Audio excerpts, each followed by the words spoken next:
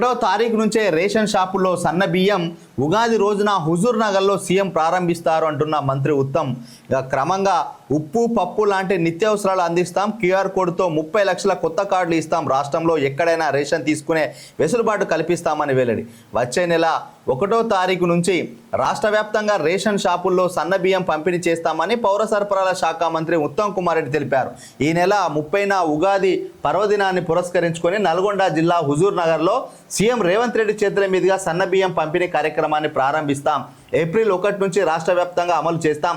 క్రమంగా ఉప్పు పప్పు లాంటి నిత్యావసరాలు కూడా రేషన్ షాపుల్లోనే అందజేస్తామని చెప్పారు. శుక్రవారం హైదరాబాద్లోని సెక్రటేరియట్లో మంత్రి ఉత్తమ్ కుమార్ రెడ్డి మీడియాతో మాట్లాడారు. గతంలో ఒక 10 రకాల ఐటమ్స్ ఇచ్చేది ఉమ్మడి ఆంధ్రప్రదేశ్ ఉన్నప్పుడు ఉప్పు పప్పు చింతపండు చక్కెర ఇంకా వేరే రకాల వస్తువులు కూడా ఒక కిట్తో సంబంధించినట్టుగా ఇచ్చేవాళ్ళు. అప్పుడు 2 రూపాయల కిలో బియ్యం ఉన్నదని 1 రూపాయి కిలో బియ్యం వచ్చింది. ఇప్పుడు ఉచితంగానే ఇస్తున్నారు. సో మొత్తానికైతే 30 లక్షల కొత్త రేషన్ కార్డులు ఇచ్చే అవకాశం ఉందట. క్యూఆర్ కోడ్ స్కాన్ చేసే అవకాశంతో ఇట్లా 30 లక్షల కొత్త రేషన్ కార్డులు ఇస్తున్నామని అంటున్నారు.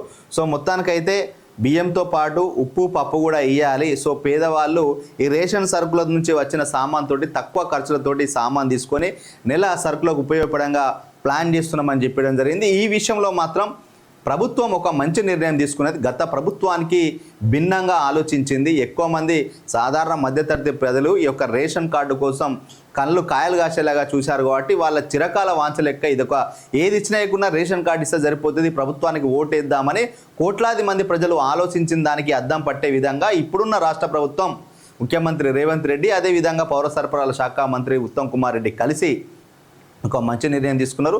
రేపు హుజూర్ నగర్లో ముఖ్యమంత్రి రేవంత్ రెడ్డి గారి చేతుల మీదుగా ఈ యొక్క లాంఛనంగా ఈ యొక్క నూతన రేషన్ కార్డుల పంపిణీ కార్యక్రమాన్ని చేస్తూ అదే రోజు సన్న బియ్యం పంపిణీ కూడా చేస్తున్నారు. ఒక మంచి ప్రజలకు అయితే ఒక లబ్ధి చేకూర్చని చెప్పచ్చు. పేదోడు ఏదో కలో గంజో తినే అనుకున్న వాళ్ళకు, పేదరికంలో ఉన్న వాళ్ళకు, మధ్యతరగతి వాళ్ళకు ఇదైతే పెద్ద సహాయం చేసినట్టే వార్త.